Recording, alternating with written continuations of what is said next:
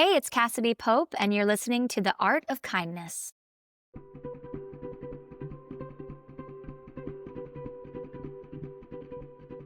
Hello, beautiful people.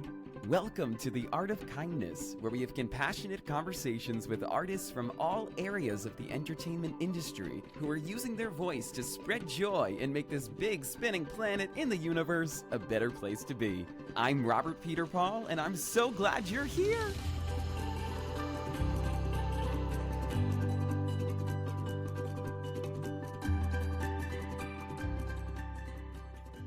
Hello, friends. And hey, Monday!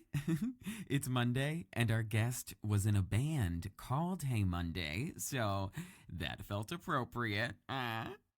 Welcome to what's potentially the season finale of the Art of Kindness podcast. Oh, don't worry, we're going to be back really soon, actually, with a kind slate of new episodes. But summer is winding down, fall is winding up. And I've already got my pumpkin spice latte in my hand. It's actually not a latte. I like pumpkin spiced iced coffee. I'm not like a big milk person. Anyway, I feel like I kind of dropped the ball on joining you in this kind audio space. So we're going to officially just take a beat. I couldn't be more thrilled to end on a kind note, a singing note, with today's guest, who has quite the voice. Cassadee Pope.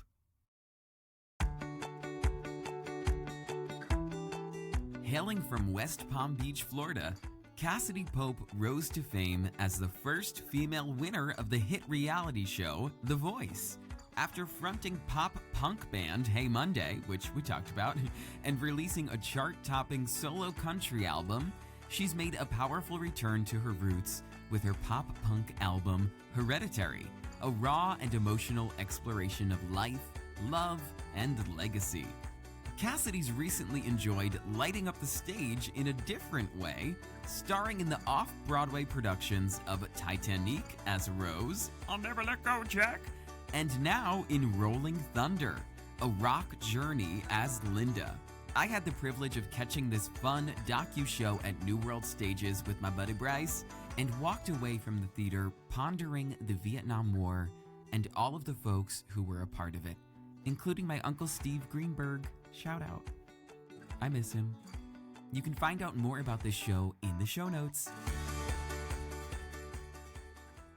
Now, friends, until we return, I want to say you can find us having a positively unhinged kind time on social media at Art of Kindness Pod and at Rob Peterpaul. Seriously, I would love to connect, so let's be friends on there, and we can continue this little kindness community. Oh, audio hug.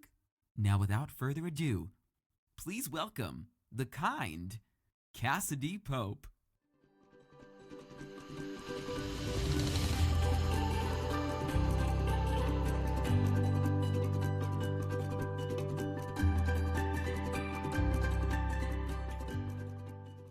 I am so pumped to talk to you today. I gotta say, I'm geeking out because I'm kind of an OG Hey Monday fan, and I'm just in love with your voice. So this is surreal to have it in my ears right now. Oh, I love that. Well, thanks for sticking around all these years. It's been a long time since Hey Monday days. Oh, the world has seen a lot of changes, and we're all kind of just holding on, since we were at homecoming. Yeah, oh my God, homecoming. Sorry, yes. That was so cheesy. I make a lot of dad jokes. You'll find that out soon. I do love those. That's all right. No need to apologize. Thank you so much. But I wonder, Cassadee, I'm sure you get a lot of love for Hey Monday, for The Voice, for now Rolling Thunder. How are you at accepting compliments in this industry? I've gotten better at it. I used to be terrible. I used to do the thing where, if someone compliments your hair, like, oh my God, it's so dirty, I have to wash it. And then just over the years, right? It's like the kind of knee-jerk reaction when especially as an artist, when you've been in an industry that tends to be critical and will give unsolicited comments on your looks. And so like for me, it took a while to be able to thank people, because I know even just complimenting someone can not come naturally to certain people. And if they do compliment you, it's like that's a compliment in itself for them to even say something outwardly nice to you. I think we all think nice things about everyone we see, and we don't think Yeah. to say it out loud sometimes. So I've learned to be better at just taking it, and you could take a compliment with humility or not. You could take it and be like, "Oh my God, thanks. I know I'm having a really good hair day." That's okay There to you say as go. well. Yeah, rock it out. I Yeah. think that's so true that it takes a lot of vulnerability on both ends, right? Because especially now with you in the theater community, just going to the stage door and talking to someone you just watched on stage for a while is Yeah. vulnerable. It's like a little anxiety producing sometimes. So to not accept that from somebody, it just, it's that awkward dance. And we've all done it at the stage door where we're like, oh my gosh, no, I cracked and my voice is like super tired tonight. And blah, blah, blah.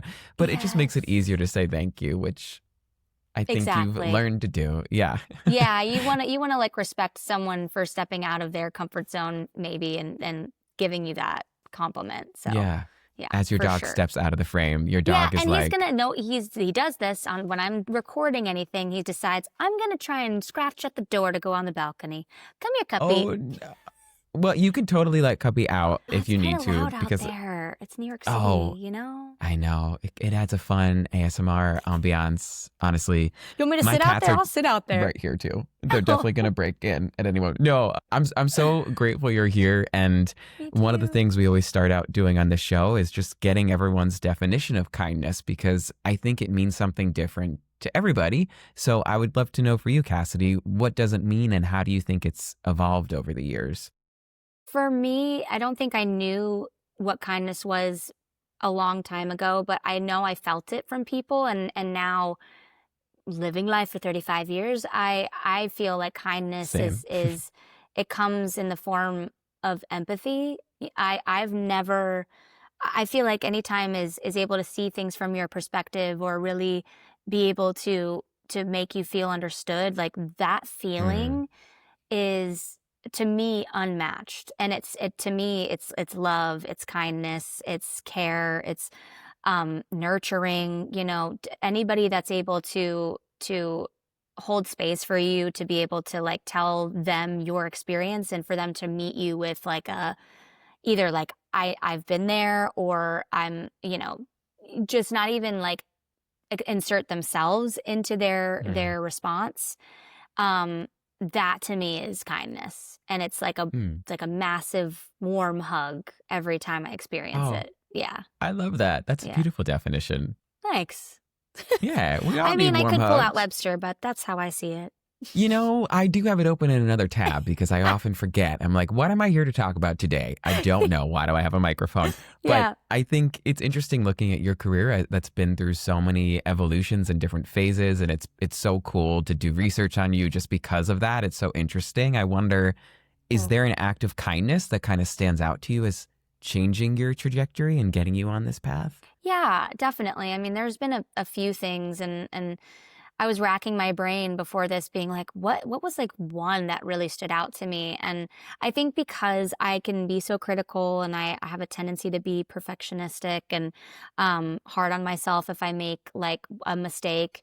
There was this one moment when I did The Voice where I felt really insecure about a performance. It was after I sang a song called Stupid Boy, and it was a little bit further on in the competition. I had made it through pretty far, and I felt like I didn't really hit a note well enough. And I guess maybe I went back to the dressing room and I was a bit down on myself. And word must have gotten to Blake, my coach, and Blake Shelton eventually came into the dressing room and was like, I heard you're being a little hard on yourself, and I heard that you're not happy with your performance, and I just wanted to show you iTunes and show you that you're number one on iTunes right now, and you Wow. need to just like just embrace the fact that like something that you see is like a flaw, other Yeah. people hear as like a character in your voice. Like it's something that makes you unique and special. So try and not Mm, focus on that and just focus on like how you're affecting people. And this is like really affecting people. And it yeah. really helped because yeah, it's just something we do as entertainers. We try and pick out the ways we can improve, but that can Mm. cross into a very negative territory. So that was really nice. Yeah, that's a great example. And I think it's really cool as someone who also suffers from perfectionism at times. And I'm like, what even is that? What even is perfect? I It's know. helped me to realize like we're just not good judges of ourselves because how many things do we get wrong throughout the day? So it's like, why are we choosing to believe that this moment where I had something similar recently on a not the same level at all, where I sang at a concert and I'm looking at the video and I sort of was like, can you edit this one moment out? And they're like, that moment was so fun. And so it's I sort of know. like embracing the imperfections, especially in this AI world, right? Where it's like, Yeah. that's what's going to make things stand out as human. Are like Yeah. these, yeah. Yeah, I feel like when I first heard Rolling in the Deep by Adele, it really took me by surprise the amount of times my brain went, "Oh, that was pitchy. Oh, that was pitchy." And then but in my soul, I loved it and was feeling it and Mm, I was like, "I love this." But like the perfectionist thing kicked in and I was like, this song is a hit. Like, what am I even thinking? Like, what is this? What is this trained ear that is like betraying me right now? And so I look at people like that who had the chance to be like, let's redo this, or I'm going to tune this, or can you comp mm, together something that sounds perfect? And they chose not to in the name of art and then in the name of authenticity. Like that to me is always a great thing to remember and come back to. Like the people that are yeah. so successful and you look at the, things that give them character or some people might see as flaws. And they're killing it, They're selling out Yeah. stadiums. She had a Vegas residency. So Yeah. it's just things like that unfortunately get the best of us, but we have to always come back to what it's all really about. Yeah, it's so true. And there's a lot of quote unquote, even Broadway stars, singers who maybe aren't technically the best singers, but they're such great storytellers and they're Yeah. vulnerable, which again, in looking at your career, something I admire about you is that you at least don't seem afraid of being vulnerable or bold in your work. And I think that's something a lot of us, muggles out there have to learn how to do. And Yeah. so I'd love to kind of pick your brain just by hearing where you think that came from, your ability to just be vulnerable so Hmm. effortlessly from the outside looking in. But I'm sure it's not always that way. Yeah, I mean, there are certainly topics that I've strayed away from in my songwriting that because I do feel like I share a lot, but there are certain things kind of off limits. But I don't know. I mean, maybe it's my upbringing, my family, like my mom has always made me feel really comfortable coming to her with any feeling, any thing that I was going through with a boy or friends. I mean, I would always go to her with it. So I always felt like I had a very safe forum with her growing up. So when I was getting into the time of making music and releasing it, I guess I didn't really think about the amount of people that might hear it. I was just thinking Mm, about what I felt comfortable sharing with the people in my life at that point. And I started sharing stories about myself from like 17 years old. So I guess I started young. It just always yeah. remained like the thing that I do. But I think in general, I'm an open book. Like I am not great at surface level conversations. I can have them, Mm. but for me, they're really depleting. So I know small talk is very it depleting. is. It's like I need a nap after. Like I know it's you got to move to fine. the You got end to of the do dinner it, table but and find the person that will just like go really deep with you for, 2 hours. And then you're like, oh my gosh, I didn't eat my food. you know? yes. Yeah. I know exactly. Yeah. And Yeah. so that's how I am. Yeah. So like that's Yeah. how I am in my music. I think it's just easy for me to get in a session and sit there with a songwriter friend and we co-write something that's really personal because I'm just like, here's me. So Mhm. yeah, I think I've always been pretty open. I love that. And I think that's probably, part of the reason why you, spoiler alert, everybody, won The Voice and were the first, I think, female identifying winner of The Voice. There's a transition. Obviously, Yes. that show is about stellar voices, singing wise, which you have, but it's also about the voice in the sense of your point of view and your story. And I worked on America's Got Talent for a couple seasons and I saw Mm, sort of firsthand how producers would kind of like steer things or try and like eke people's stories out and then find a connection point that would, connect with the viewers. I just wonder like what being on that show kind of taught you about unlocking like how you want to show up as a storyteller and a performer in the industry? I mean, I will say there were some really I learned a lot by sharing so much on that show and realizing once you open that door, it's open. Mm, Because I did talk about some pretty personal things on there. And um, I've always said such great things about The Voice and the way that they treat their artists, because I really did feel taken care of and nurtured. But there was a day where I was very sleep deprived and exhausted, and they kind of got me in mm, a vulnerable place. And I just divulged some things about my dad, and um, it taught me that, you know, it's good to be an open book. It's good to be vulnerable, but it's also good to um, view you giving that to someone as like a gift that they either mm, deserve or they don't. And I'm not saying they didn't deserve that information, but I felt like looking back, it might have been asked out of um, the wrong motives or from the wrong mm. place. They wanted to help me win the show, and I think that's like to anybody, it would sound like, well, that's a really good reason to ask you that and to try to get that out of you. But at the end of the day, all it did was kind of put some eyes on my personal life and drudge Yeah. up things and kind of get my dad acting a certain way. Mm, And so it's just like at the end of the day, that wasn't really what was best for my personal life. Did it yeah. help me win? Probably. Like even Mm, Christina Aguilera was saying she can relate to that, to the dad stuff.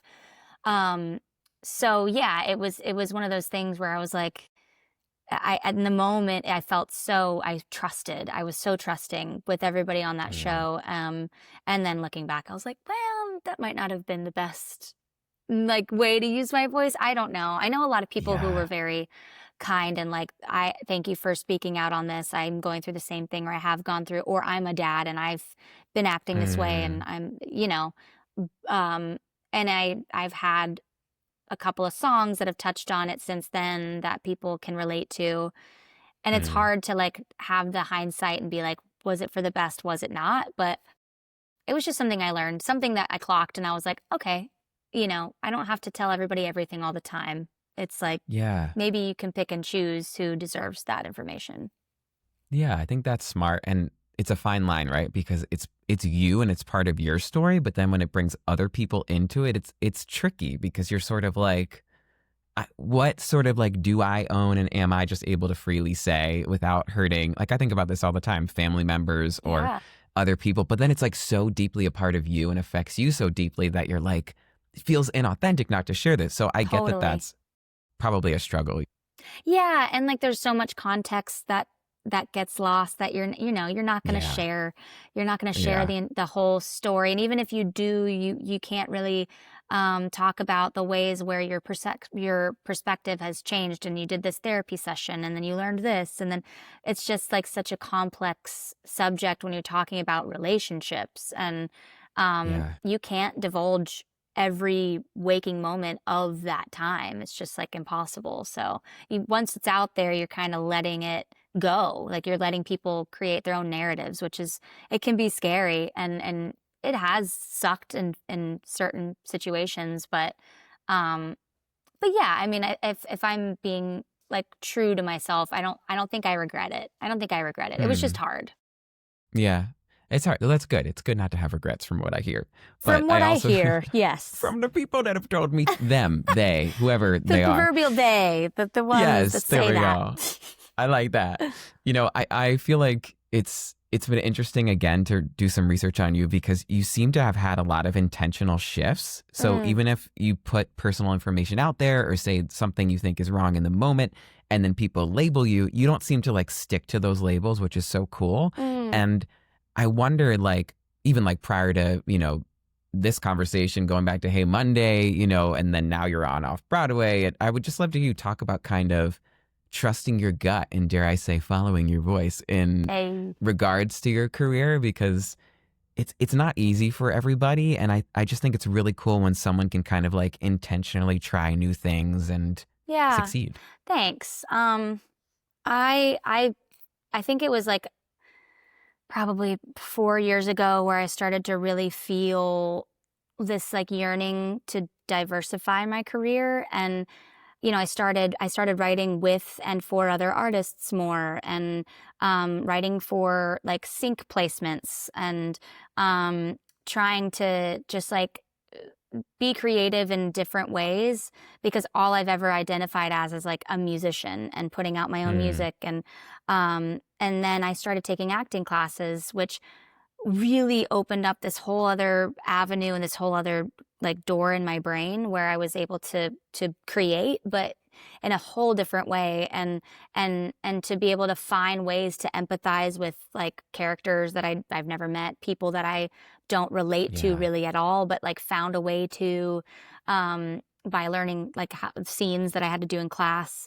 And so like pivoting throughout my career has mostly been about coming from a place of lack and being like, why am I Mm. not fulfilled right now? What's missing? And then kind of going into something that makes me feel good in the moment. And then like, because I did rock music with my band Hey Monday, and we kind of hit a ceiling, and it just wasn't really fulfilling anymore. And Mm. yeah, of course, like some of that is thinking about how to support myself and be like a functioning adult who can like pay my rent and pay my What is bills. that? Yeah. Well, yeah, Yeah. that thing. So there's obviously that part. Like if it's not working and I'm not happy, then we need to Mm. adjust. If I'm happy and I'm not making money, how can we adjust where I can still do what I love, but like I'm able to pay my bills. So Mm. it's really like therapy, like over the years, really figuring out how to listen to that inner voice and to Mm. listen to that like inner knowing that I never listened to until I was probably, I want to say like 27, 28. Like I Mm. genuinely didn't really hear it until then. Yeah, which is interesting because we Yeah. trust to like the negative things sometimes so easily early on, Yeah. and we don't trust maybe like the good intuitive thoughts. Yeah, and like I think in the industry, whether you're a musician or an actor, something that happens when you're really young is you get very used to feeling safe and trusting Mm. like your manager or an A&R. Like you feel like as long as they're paying attention and they're telling you what you should and shouldn't do, you're going to be fine. And Mm. then and because take having agency at that young of an age is so terrifying, because you don't feel like you know anything. And because I think I had a bit of that like angst where I thought I knew about like relationships and who to date or whatever, but like I didn't. I Yeah. knew that I had a lot to learn about the world and traveling and just life. So like I really craved that almost that paternal figure in my career. Mm. And so like then realizing that that's not sustainable, and that can lead you down roads that you wouldn't have necessarily chosen for yourself, then you're like Mm. faced with, okay, well, who am I? What do I want? Um, and that was like a very hard process, but that's when things started to get really, really great. And even in like the relationships that didn't work out during that time, and the music that didn't blow up during that time, like I look at Mm. that time up till now even, and I just everything was meant to happen. Like I don't look back and I'm not like, what a waste of time, or that Yeah. how did I not see that person wasn't treating me right? Like it was Mm. such a growth period for me, and it was educational, and it was like necessary for me to go Yeah. through that stuff. So going back to your original question, it's like you kind of have to um you kind of have to like go with whatever's working for you in the moment, and then Mm. think about all the things that could go wrong. Of course, I'm not saying just like be just like fly by the seat of your pants. If that's how you navigate and it's successful, Magic carpet great. ride. Magic Yeah. carpet ride, yeah. But make informed decisions as best as you can, but like don't get hung up on like, will I regret this in 10 years? Like you're going to regret your haircut in like a year. So you might as well True. just live your life and Yeah. not care if people have something to say about it. Yeah, I love that so much. I think I heard the other day someone saying that like trying something new is the best thing you can do for yourself because Mm, it's one yes. step closer to being good at something or right at something. And being good and right is like the antidote to anxiety. Like Yeah. when you know you're good at something, you're not as anxious anymore to go on stage or sing or whatever it is. Yeah. So I think it's cool that you've done that. And I also think it's really cool that my nanny always says, she's like this amazing older woman. She's like, I am my own husband. And I think, I love that. yeah, it's really great. That's In this cute. industry, you kind of like, you have to be your own agent, even when you have a team. Yeah. And it makes me wonder, like, how do you handle those difficult conversations when I imagine you have a team that's trying to steer you down a certain path after The Voice or whenever it is, because they're like, oh, you have this offer, this makes sense. And you're just like, I don't want to do that. That's not like the story I want to tell. Yeah. How have you navigated that as you've found your agency? Yeah, I mean, with all the trust that I would put into team members, I would still voice my opinion. And so I always, I guess because I started in the industry so young, I had gone through so many things before The Voice. Like I had, obviously, you know about Hey Monday, but before Hey Monday, I Hey had Tuesday, had Hey hey Tuesday, Hey Wednesday, Saturday. Thursday.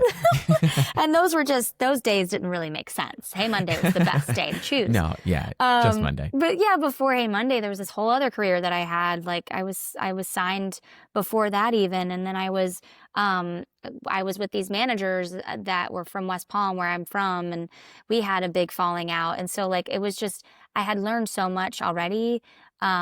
So if I disagreed with something like post Voice, when I disagreed with something that like a manager would ask or an agent would propose, I would definitely push back.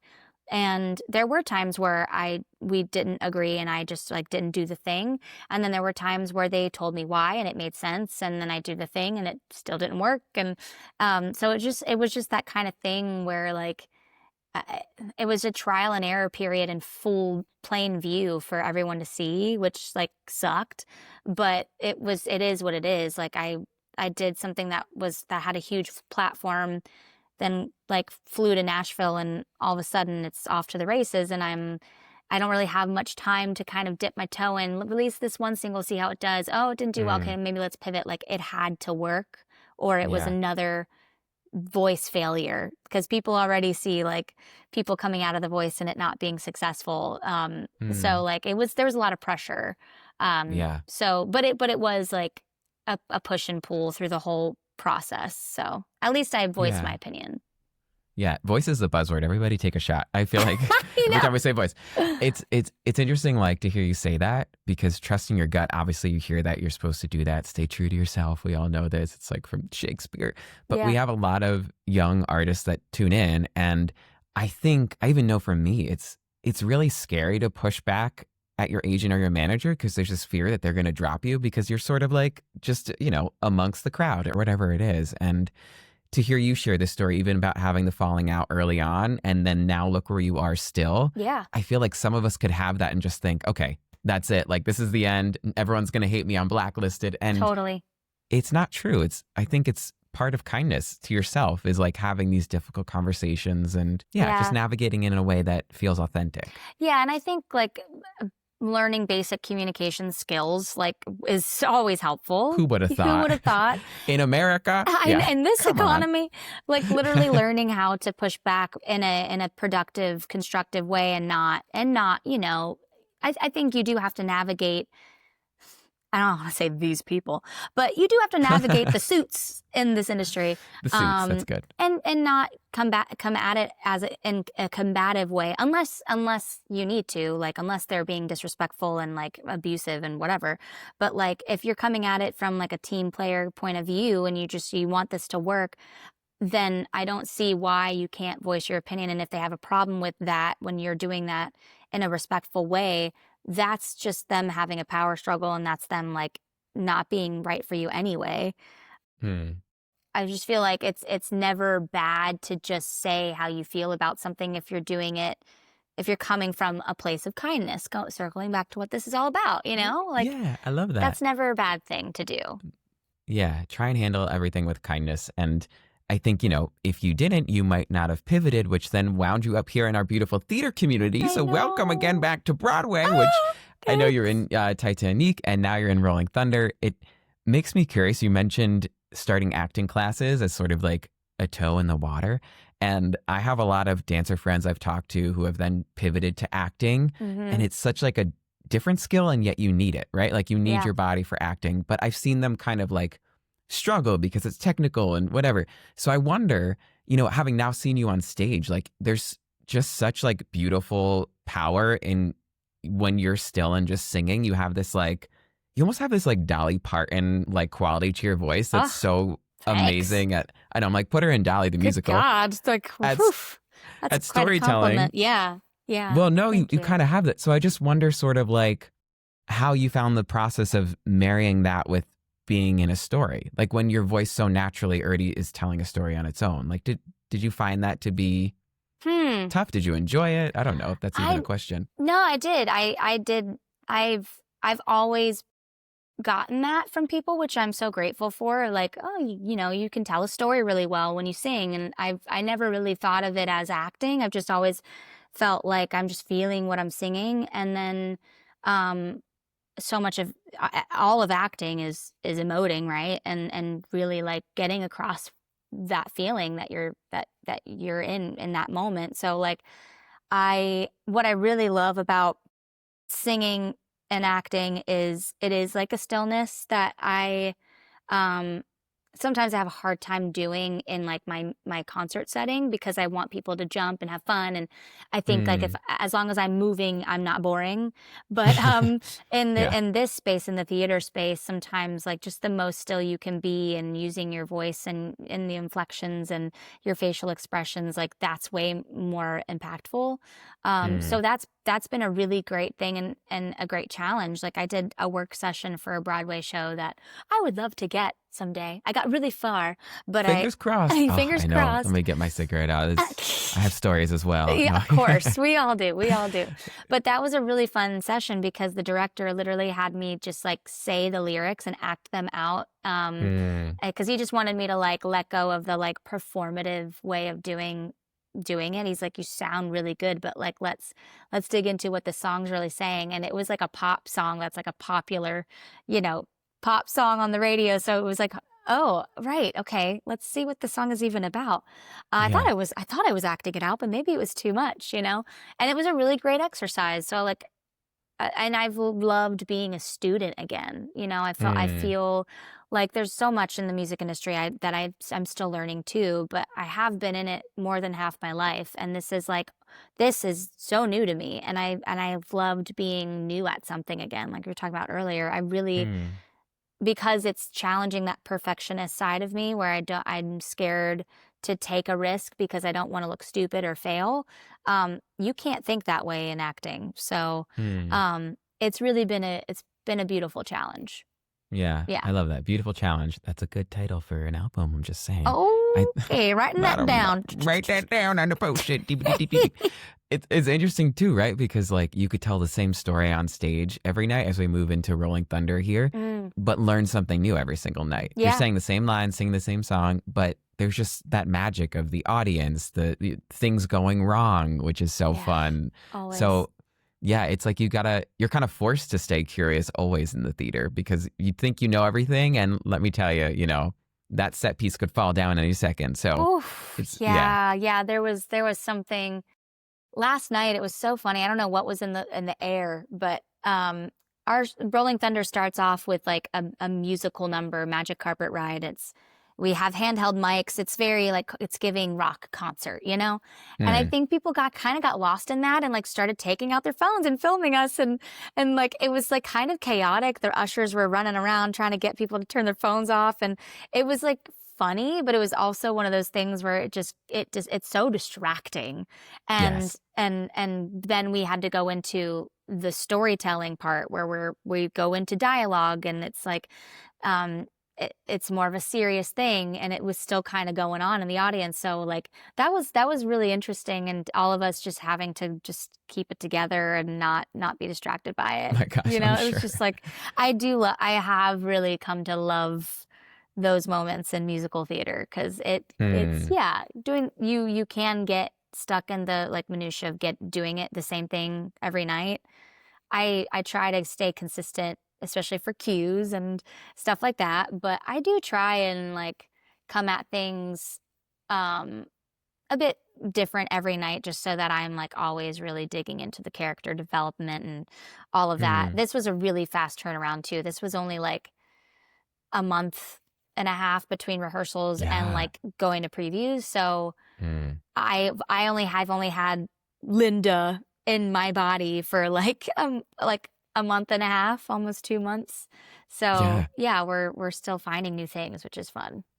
That's really fun. I mean, I guess a new thing the night I saw it, which was a little while back, and I was so delighted to go. I went with my friend Bryce. It was the night of that like awful hurricane flood in the city. Do you remember that? Like the Yes. subways flooded. Yes. Yes. The I thunder took was this. literally rolling, Cassadee. It was rolling that thunder. Yeah, that That was thunder was rolling. my next dad joke for you. That was good. Well done. It was okay. Thank you so much. I'll take that. But after seeing the show, I did. I've done like these decades concert series that are immersive with like projections. There's no story, but what moves me about that material is that there's kind of nothing else like it because the people of that decade come see it. And it's not surprising to me that they would then like take their phones out or get up and dance or whatever it is. Like something about these kinds of stories connect with people on like a totally different level. Yeah. So what has that experience been like? I mean, there's a moment at the end when you guys finally kind of like open it up to everybody a little bit. Yeah. Like you probably look out there and see people being transported every single night. Yeah, I mean, the thing I love about like a jukebox musical. I know that we're not calling that, but Yeah. people are singing along and I can feel their joy and I can feel like their nostalgia kicking in. We did one show, we gave tickets to veterans to then stay after the show for a Q&A.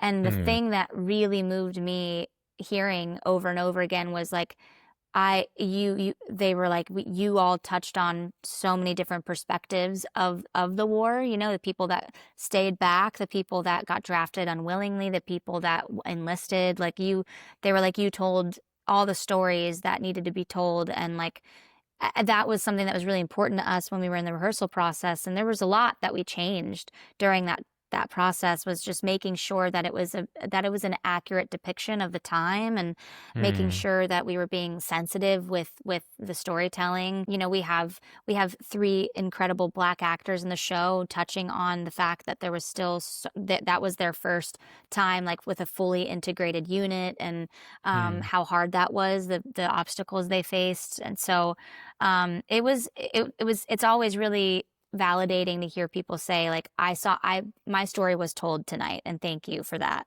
um mm, yeah, and just like, I think you're right. If you were alive during that time, or you were old enough to remember what happened, the little clips we play of Nixon and LBJ and Martin Luther King, like you probably saw those. Like they probably were watching TV when those came on, and I can't even imagine mm. how moving that would feel. I mean, it's just it's really cool to experience every night, and I can always tell like the people who are hearing these songs for the first time and enjoying themselves are people that have heard them for years, and it's just like it's so rewarding either way. Yeah, it is. And I know like when we're older, we'll see flashbacks to like Snuggie commercials and TikToks and we'll be like, oh my gosh. No, but it Oh it must God, be that's so. It makes us sound like we haven't gone through anything as I know millennials. that's all I could pull from Cassidy because I can't go We dark. don't want There's to too go much. dark. We don't want to go dark. We don't want to go dark. I can't even imagine We the got musicals. stories. We do. We got We've seen stories. shit. We've seen a lot of shit. We have. And actually, that's one of the things I really enjoyed about this was that not just seeing shit, but like experiencing all these different perspectives, and then at the end to be hit with these stats of how many people died. There's such a poignant moment at the end too, where you guys acknowledge these veterans. I mean, it's like even if you weren't a part of that generation, it affects you on such a level that you're like, first of all, there's a lot of parallels to what's going on today. So you're kind of like, how can I now move through the world having seen this show? And Mm. being in it, what has that taught you? Sort of how how is it informing you as a person? I mean, I going back to my first, like what we first talked about, the empathy part, like I don't have any family members that served in Vietnam. I didn't grow up hearing stories from them. I obviously learned about it in school and all Mm, of that, but I don't have any close connection, like direct connection to that time. So I think for me, it's been a really beautiful learning experience to just like hear how people felt about it, how people feel now, how veterans feel now that they're home and they might not necessarily feel supported by our government and by resources, and some people feel like they look back on their years serving with fond memories, and it's just like it's so different for everyone, and I think that's what my takeaway is just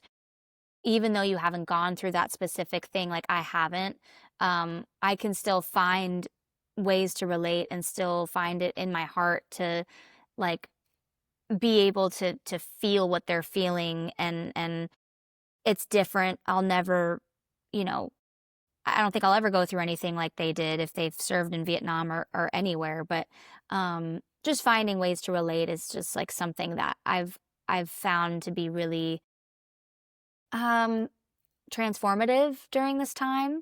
Um, because it's so easy to like get up there and be like, okay, who knows who's in the crowd? Maybe there's a casting director who might see me, and okay, I gotta do this and that and make sure that I'm yeah. saying these lines right. And then you like hear these stories or see people reacting. You're like, okay, well, that's like the even more impactful thing. Like that's Mm, really that's why people create things, mm-hmm. that's it's for other people to feel them, to give them that space to find joy, feel sadness, whatever. So Yeah. it brought like brings you down to earth, which I've really Yeah. enjoyed. That perspective shift. And like a lot of the people going to see this are going because they want to be transported back to that time and feel something. Yeah. And so to have you sort of open hearted, relating, having your empathy first approach is special. And I wonder, because you've done this so beautifully, obviously on The Voice and in the past, but I feel like tackling iconic pop songs, it should be easier, right? Because we all love them and relate to them. But I feel like it's a bit more challenging because now it's in the sense of a different story.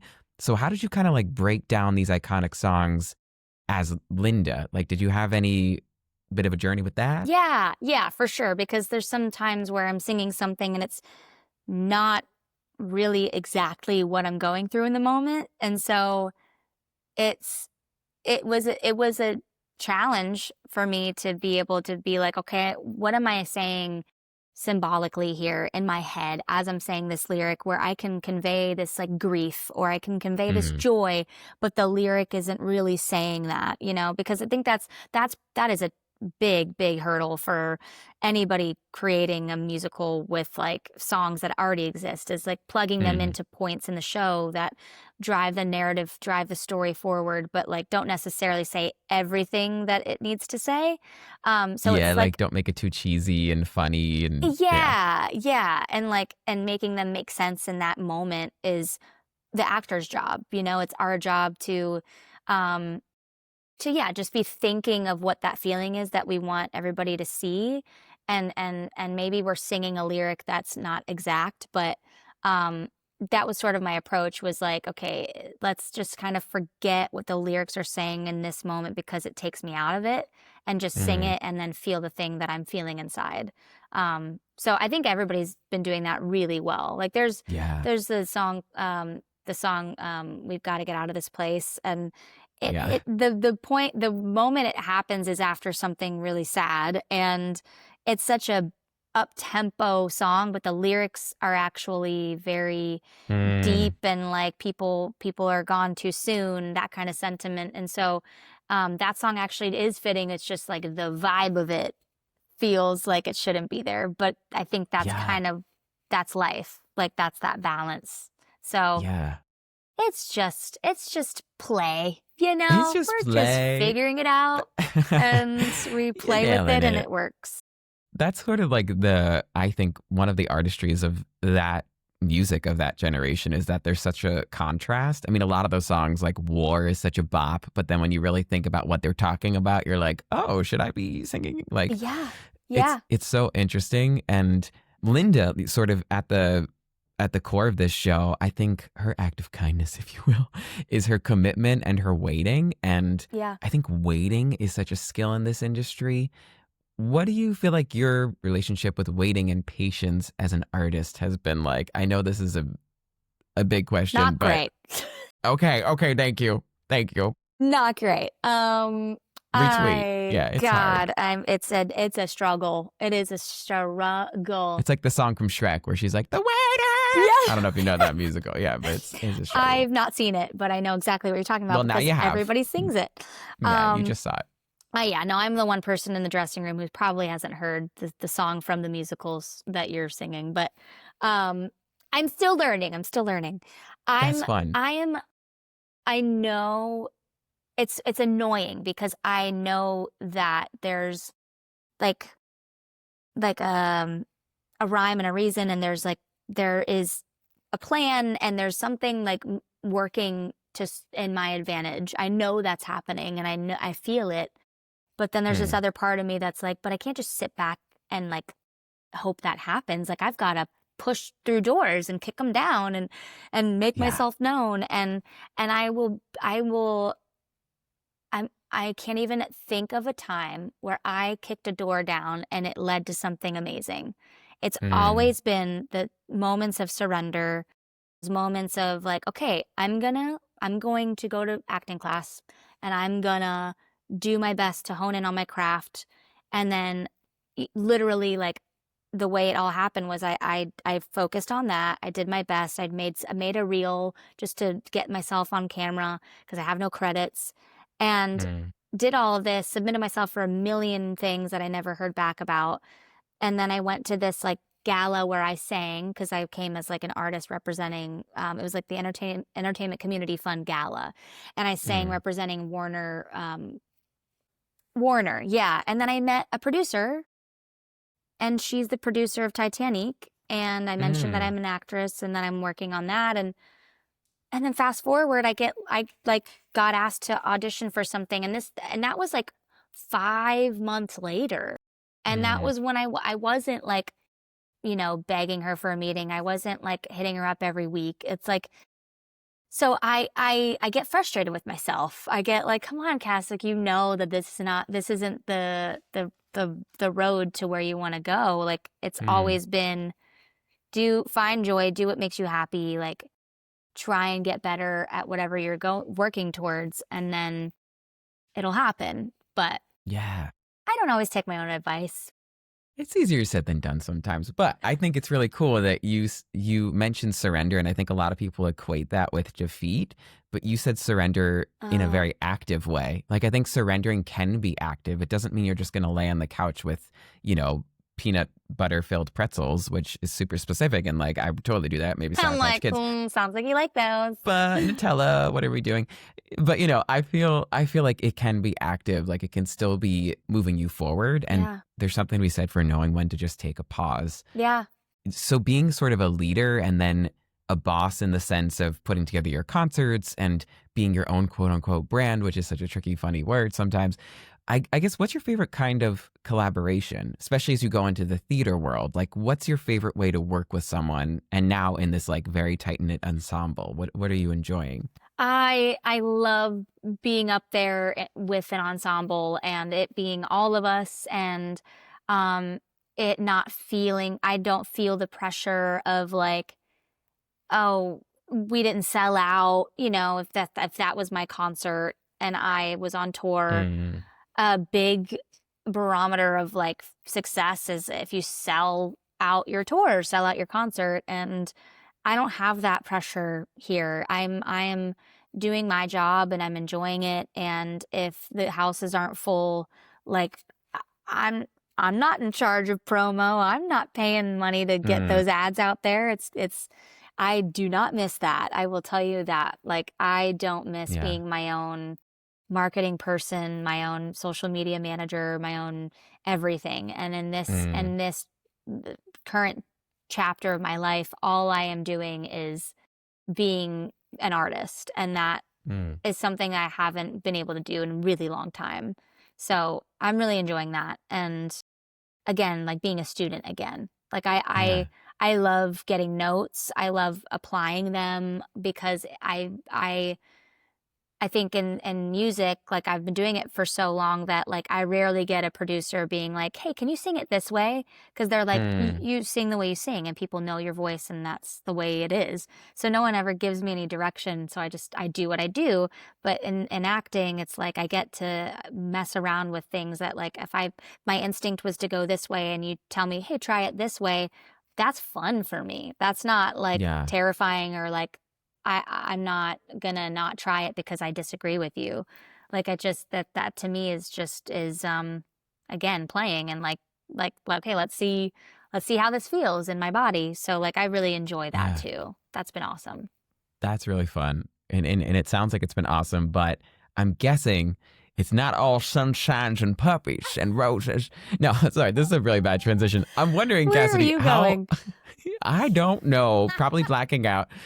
I wonder, how are you kind to yourself? You know, this is a long Broadway run. It's a lot of work. It's a lot of energy, late nights. There's a lot of stuff that comes with it. So whether it's now or when you're on tour, just what are the things you do to fill up your own cup? I try and not book myself up like with social stuff too much. Mm, It's important for me to see my friends, and it's important to have those times where you unwind and like catch up with people you love. But I definitely am more conservative with doing that these days, and people totally understand, and no one's made me feel bad about it, which is great. I mean, I stay in touch with friends and everything, but like I'm not seeing a friend every week. Like I'm maybe like it's once like every couple weeks or a month or something. Um, yeah. And that ensemble becomes like your friends and your family. So you sort of feel like you're still being social, even though it's a job. Exactly. Yeah. Like you're hanging out backstage and you know, 2 show days you're with them basically the whole day. So for sure, I don't feel deprived of a social life, thankfully. Yeah. Okay, Um good. yeah. That was my main question. Yes. I'm glad. And something that it took me it's still not used to it, took me a while to get used to was calling out. Mm, I got really sick at the very beginning of Titanique and at the very beginning of Rolling Thunder. Um, and I just had to call out. I had no choice. And the amount of support and encouragement from everyone, cast, crew members, everybody being like this is a normal thing. It happens. People call out. This isn't a concert where you're on tour and you're going to lose all the money that you put into this tour because you're canceling this one show. Like this is kind of mm, how it goes, and you don't come back until you feel like you can really come back. And I'm like, what? Like it's just it didn't compute, you know. So that's another thing. So not really like going into a shame spiral if I get sick and have to call out, and yeah. don't want to risk getting the rest of the cast sick, or I don't want to, you know, go up there and not do the best I can do and make the musical worse, you know? Mm, So stuff like that has been overall has made me more kind to myself. yeah. Thank you for sharing that. I Yeah. think it's important because, Yeah. I mean, as someone who recently had COVID and had to learn how to get out of things, which was also another reason why it was okay that we rescheduled, because I would have had even more brain fog than I still have. This one's been bad. I'm so It's taking me down. sorry. No, Oh, I'm okay. you don't seem like you have brain fog. That's crazy. Oh, thank you. Snap, crackle, pop. I'm here. I'm trying. You're there. You're It's doing tough. it. It's tough, but yeah, I think you do have to learn how to be kind to yourself in that way. And I'm so grateful that you've gotten to be welcomed by this Broadway community. And with that in mind, I have a surprise game. Okay. It's called the Compliment Game. Ooh. And I reached out to someone in your life for a loving statement about you, maybe from the Broadway community, which is maybe how this segue connected. And I'm going to read it to you, and then you just have to guess who said it. Okay.